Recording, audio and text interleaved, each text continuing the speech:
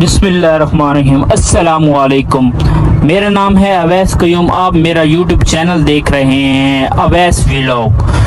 دوستو، امید کرتا ہوں کہ سب دوست خیریت سے ہوں گے۔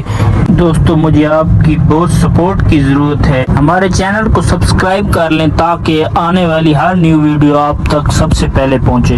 تو دوستو چلتے ہیں اپنے ٹاپک کی طرف۔ دوستو، ہم نے پچھلی ویڈیو میں مکمل پرائم منسٹر لون سکیم کے بارے میں بتایا تھا۔ اس ویڈیو میں ہم لون پہ کیسے اپلائی کیا جاتا ہے، فارم فل کرنے کے طریقے کو بتانا ہے۔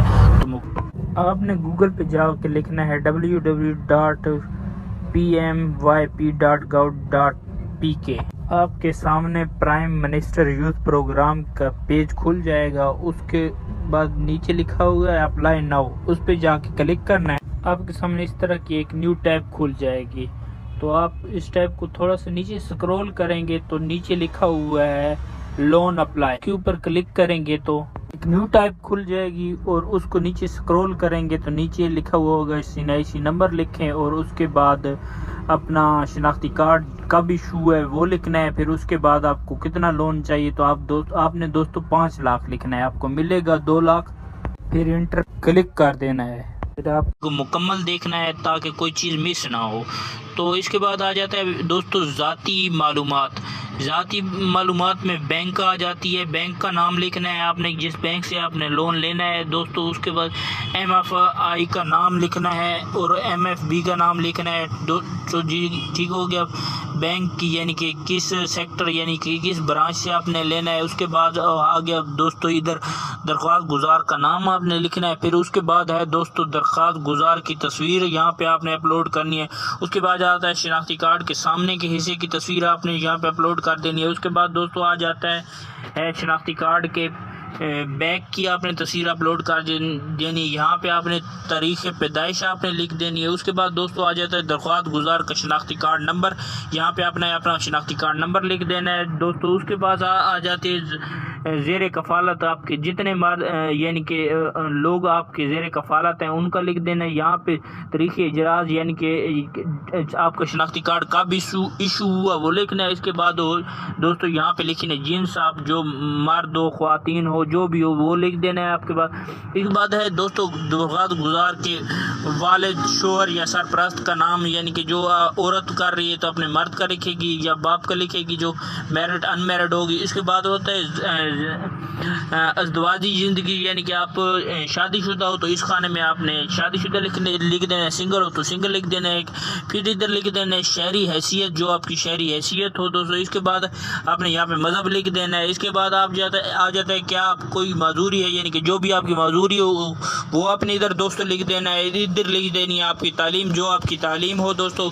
اس کے بعد یہاں پہ تعلیمی ڈگری اپلوڈ کرنے کا خانہ ہے تو دوستو اس میں تعلیمی ڈگری اپلوڈ کر دینا دوستو۔ اپلوڈ بھی کرو ٹھیک ہے، نہ بھی کرو تو کوئی بات نہیں ہے دوستو۔ اس کے بعد آپ کے پاس جو ہنر ہے وہ لکھ دینا ہے اس خانے میں۔ پھر اس کے بعد آپ لکھ دینا ہے موجودہ پتہ، پھر اس کے بعد لکھ دینا ہے آپ نے موجودہ صوبہ۔ اس کے بعد آ جاتا ہے دوستو موجودہ ڈویژن آپ نے لکھ دینے، پھر آپ نے موجودہ صوبہ لکھنا ہے دوستو۔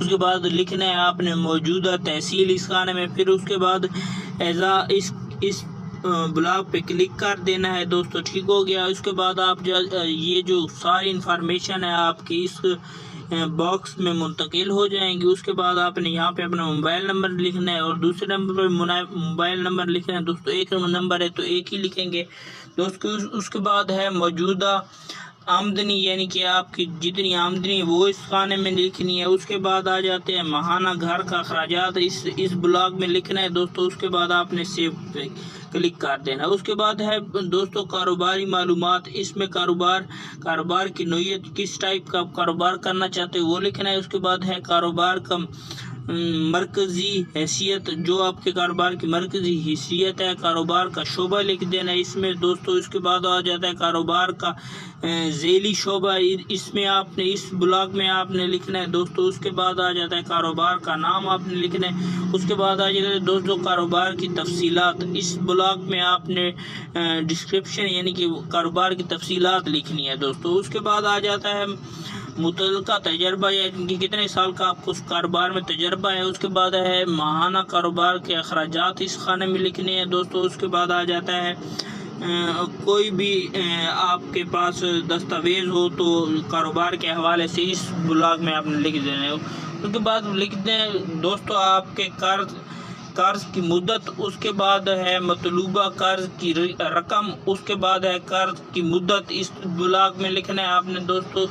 اس کے بعد آ جاتا ہے فائنانس کی تفصیلات، اس کے بعد سہولت کی قسم آپ نے لکھنی ہے یہاں پہ دوستو۔ اس کے بعد بینک کا نام دوبارہ لکھنا ہے، منظور شدہ حد لکھنی ہے یہاں پہ دوستو۔ اس کے بعد بقیہ رقم لکھنی ہے آپ نے، اور اس کے بعد آپ نے ماہانہ قسط جتنی آپ ادا کر سکتے ہو وہ قسط یہاں پہ لکھنے ہے۔ اس کے بعد دوستو ٹرم اینڈ کنڈیشن پڑھ کے آپ نے اس خانے میں ٹک کر دینا ہے، اور اس کے بعد نیچے ایک بلاک ہے اس میں بھی آپ نے ٹک کر دینا ہے۔